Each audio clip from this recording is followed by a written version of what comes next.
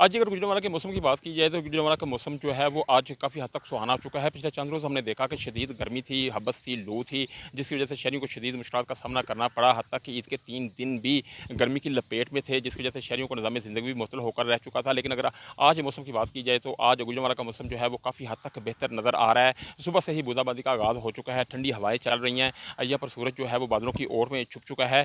वो जो कहते हैं ना कि जो अच्छा मौसम होता है वो शहरियों के मूड पे बड़ा रिफ्लेक्ट करता है, तो ये बात मीनो अन सच साबित हुई है। अच्छे मौसम, खुशगवार मौसम के साथ ही शहरियों के मूड भी खुशगवार हो चुके हैं। इस वक्त एक शहरी मेरे साथ मौजूद हैं जो इस वक्त ट्रक में आए हुए हैं और मौसम को भरपूर तरीके से एंजॉय कर रहे हैं। इनसे बात करते हैं।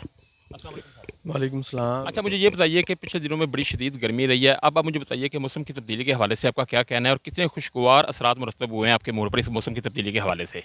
जी, बहुत अच्छा रब ने मौसम कर दिया है, इतना अच्छा मौसम कर दिया है। जो ईद पर इतनी गर्मी थी ना, जो इतना अच्छा मौसम रब ने कर दिया ना, तो बारिश पड़ रही है, बच्चे एंजॉय कर रहे हैं ग्राउंड में आकर, वालिदैन भी लेकर आ रहे हैं बच्चों को। और ज़ाहिर बात है, और कई दूर दूर से आ रहे हैं बच्चों को लेकर ग्राउंड में। अच्छा, मुझे ये बताइए कि ये बात सच है कि जो ये कहा जाता है कि ये जो मौसम की तब्दीली के साथ या मौसम खुशगवार होने के साथ इंसान का मूड पे भी वो बड़ा मौसम रिफ्लेक्ट करता है, तो आप इसके बारे में क्या कहेंगे? ये जी, बिल्कुल, ज़ाहिर बात है, बच्चे खुश हो जाते हैं, माँ-पियो खुश हो जाते हैं। ज़ाहिर बात है, बच्चों को गर्मी लगती है घरों में, तो बाहर लेकर आते हैं बच्चों को, इसलिए वो ज़ाहिर बात है, उनका ज़हन चेंज हो जाता है। जी बिल्कुल, ये एक शहरी मेरे साथ मौजूद थे, इनका भी यही कहना था कि मौसम जैसे ही तब्दील हुआ है, गर्मी से हमारी जान छूटी है। उसके अलावा हमारा जो मूड है वो भी काफ़ी हद तक खुशगवार हो चुका है। जो हमारे बच्चे हैं वो भी भरपूर तरीके से एंजॉय कर रहे हैं। ईद के दिनों में भी शदीद गर्मी थी, हबस थी, जिसकी वजह से हमें शदीद मुश्किलात का सामना करना पड़ा।